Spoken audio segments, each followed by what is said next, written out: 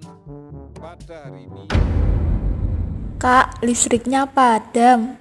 Wah iya, padam dek. Ini pasti karena adanya pemadaman bergilir. Oh, begitu. Ngomongin tentang listrik, sebenarnya gimana sih listrik bisa dari rumah Di kita? Indonesia ini, pemerintah mempunyai perusahaan yang bekerja untuk membuat listrik dari tenaga alam. Contohnya, pembangkit listrik tenaga surya, pembangkit listrik tenaga angin, pembangkit listrik tenaga uap, pembangkit listrik tenaga panas bumi, pembangkit listrik tenaga diesel, dan pembangkit listrik tenaga air. Nah, yang kita bahas kali ini adalah listrik yang dibangkitkan dengan air atau PLTA. Di sini, mula-mula turbin yang dihubungkan ke generator akan digerakkan dengan air yang bertekanan besar. Listrik ini adalah listrik yang baru lahir yang terbangun dari tegangan dan arus. Biasanya, listrik yang baru lahir di Indonesia memiliki tegangan 6.000 sampai 21.000 volt. Selanjutnya, listrik akan memasuki gardu induk untuk disesuaikan tegangannya melalui trafo step up. Kalau di Indonesia, tegangan akan dinaikkan menjadi 500.000 volt oleh trafo step up. Loh, kok tegangannya dinaikkan? Katanya listrik rumah cuma 220 volt saja. Dan apa itu trafo, Kak?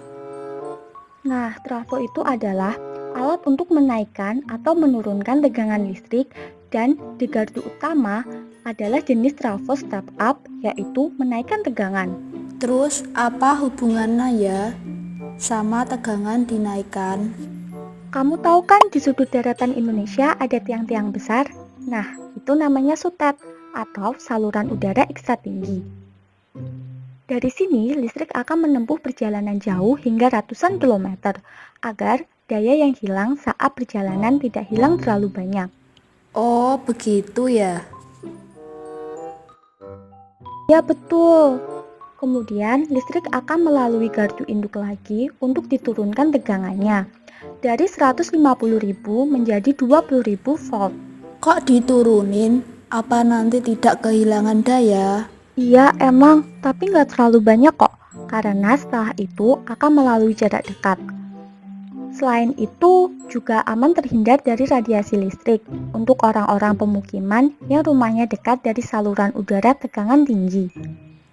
Oh, gitu ya.